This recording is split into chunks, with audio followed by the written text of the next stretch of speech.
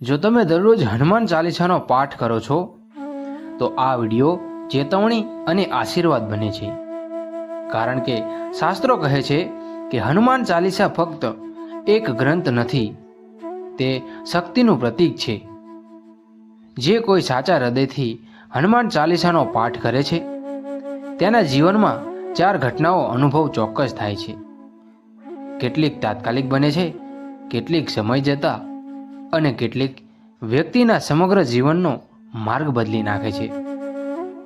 આજે કથા અંત સુધી સાંભળો, કારણ કે દરેક વ્યક્તિ ચોથી ઘટના સહન કરી શકતું નથી.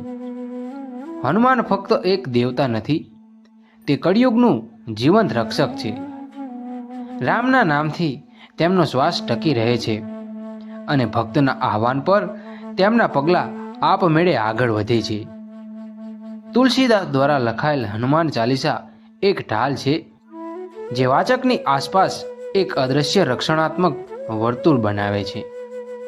હવે આ 4 ઘટનાઓ સાંભળો, જે દરેક વાચકના જીવનમાં ચોક્કસપણે બનશે.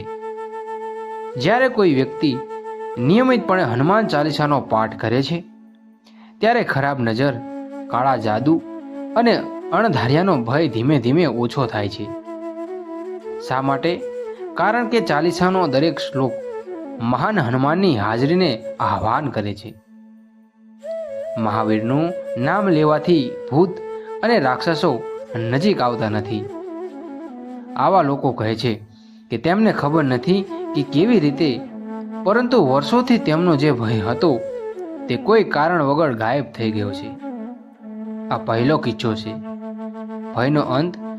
જો કોઈ વ્યક્તિ જેનું જીવન અટવાયું છે, બેરોજગારી, આર્થિક સંઘર્ષ, સખત મહેનત છતાં કોઈ પરિણામ ન મળ્યું અને વારંવાર નિષ્ફળતા મળે છે, તો 40 દિવસ સુધી સંપૂર્ણ નિષ્ઠાથી હનુમાન ચાલીસા વાંચે છે તો જીવન અચાનક ખુલી જાય છે.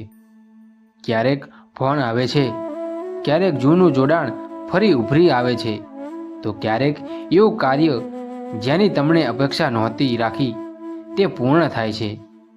આ સંયોગ નથી, તે હનુમાનની ગોઠવણ છે.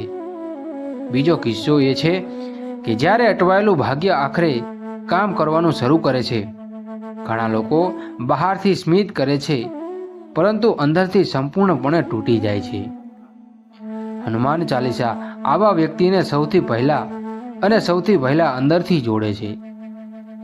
જ્યારે કોઈ વ્યક્તિ સબ પર રામ તપસ્વી રાજા તંકે કાજ સકલ તુમ સજા આ પંક્તિનો પાઠ કરે છે ત્યારે તેમના શ્રદ્ધા જાગે છે. હું એકલો નથી.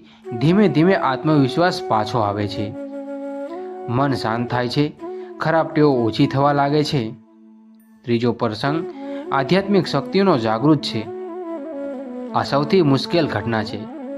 જે લોકો છેતરપિંડી કરે છે, જે તમને પતન તરફ દોરી રહ્યા છે, જે ફક્ત તમારો ઉપયોગ કરી રહ્યા છે, તેઓ આપમેળે તમારા જીવનમાંથી દૂર થઈ જાય છે. ક્યારેક આ અંતર દુઃખ પહોંચાડે છે, પરંતુ પછીથી તમે સમજશો કે હનુમાનજીએ તમને બચાવ્યા હતા, કારણ કે હનુમાનજી ભક્તને માત્ર સુખ જ નથી આપતા, પણ યોગ્ય દિશા પણ આપે છે. ચોથો પ્રસંગ, જીવનનું શુદ્ધિકરણ. જો તમે હનુમાન ચાલીસા વાંચશો તો તમે ભાગ્યશાળી છો, અને જો તમે તેને વાંચતા નથી તો આજથી શરૂઆત કરો. સવારે અથવા રાત્રે ઓછામાં ઓછું એકવાર તેનો પાઠ કરો અને સંપૂર્ણ શ્રદ્ધા સાથે કરો કે હનુમાનજી તમને પોતે પરિણામો બતાવશે. જો તમે પણ તમારા જીવનમાં આ 4માંથી કોઈ ઘટનાનો અનુભવ કર્યો હોય તો કોમેન્ટમાં ચોક્કસ જય શ્રી રામ લખો અને આ વિડીયો ચોક્કસપણે એવા લોકો સાથે શેર કરો જેમને હજુ પણ હનુમાનજીના સમર્થનની જરૂર છે. જય બજરંગબલી.